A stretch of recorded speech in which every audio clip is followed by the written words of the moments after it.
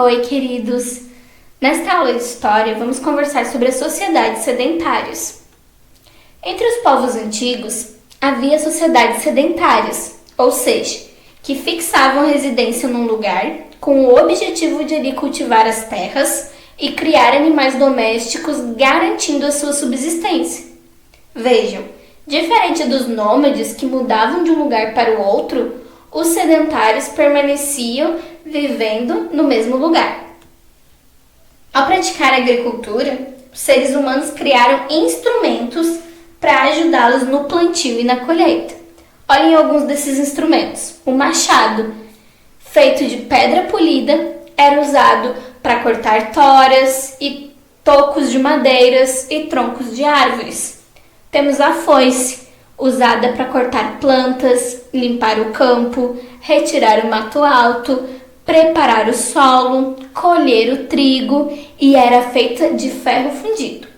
Também havia o moedor de grãos, utilizado para moer grãos como trigo, cevada, milho, era feito de pedra polida. Quando Adão e Eva deixaram o jardim do Éden, a Bíblia diz que Deus os instruiu a cultivar o solo. Eles foram criados com grande inteligência e eram capazes de não apenas cuidar do solo, mas também de prover sua alimentação, sua habitação e seu vestuário, extraindo tudo dos elementos da natureza. Na agricultura primitiva, os povos foram deixando o estilo de vida nômade e seminômade para se tornarem sedentários. Sedentarização é o processo que motivou os seres humanos a morarem juntos, em grandes grupos, em um só lugar e viver da agricultura. Vejam esse vídeo falando sobre a agricultura. A agricultura no Egito Antigo. Você já ouviu esta frase? O Egito é uma dádiva do Nilo. Pois é, esta frase foi dita por Heródoto, um importante sábio grego considerado o pai da história, que viveu no século V a.C. Você sabe o que esta frase significa? O rio Nilo fica no continente africano. Sua nascente fica no Lago Vitória. Daí, ele percorre 6.852 quilômetros numa região plana e deságua no Mediterrâneo, onde forma um grande delta. Além de ser um dos mais extensos rios do mundo, é também um dos mais famosos, pois foi em suas margens que se formou a sociedade egípcia.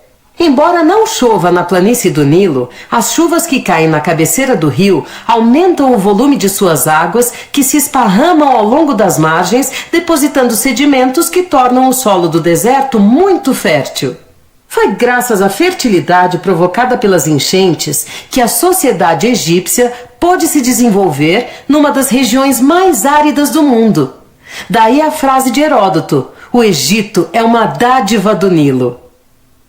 Justiça seja feita. Foi o povo que lá vivia que fez tudo que a sociedade egípcia deixou, e não o rio. Mas é verdade também que a vida desse povo acontecia em volta do rio. Foi graças ao Nilo que a agricultura tornou-se a principal atividade econômica do Egito Antigo, e o ciclo do rio passou a regular a vida dos camponeses. Na época das cheias, a população orava e festejava a inundação dos campos às margens do Nilo. Nesse período, os camponeses eram convocados pelos faraós para construir as grandes obras do estado. Em setembro, assim que as águas baixavam, os camponeses aproveitavam o humus, a lama fértil que o Nilo deixava em suas margens, para arar a terra e semear os grãos. Em março, tinha início a colheita que devia terminar antes do auge do verão, em junho.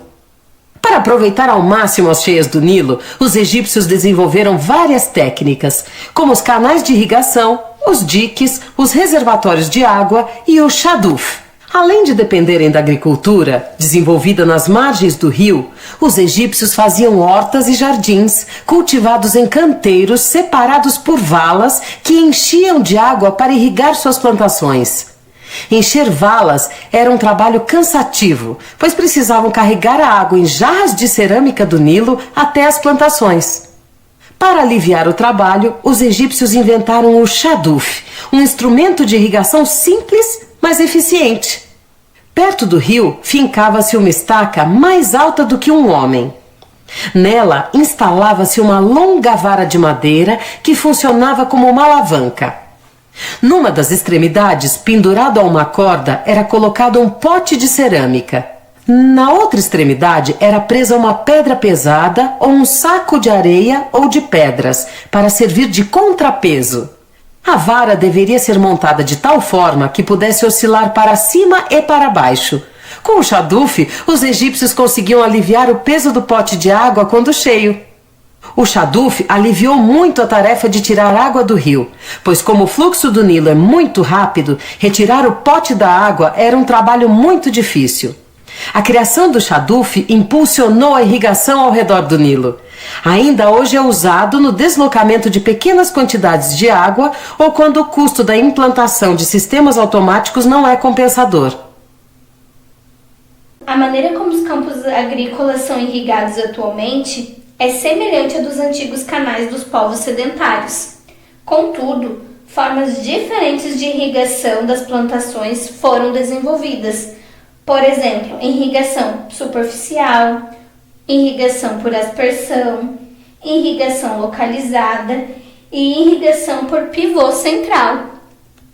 Agora eu quero fazer com vocês uma comparação entre a antiguidade e os tempos modernos. Antigamente, os instrumentos eram pedras ou metal fundido, feito à mão como foices e arados. A mão de obra era humana e animal. Atualmente, os instrumentos de metal industrializado e máquinas que plantam, colhem e irrigam as plantações. A mão de obra é humana, animal e automatizada, ou seja, o trabalho é feito através de máquinas. Espero que vocês tenham entendido a matéria. Um beijo, até a próxima aula.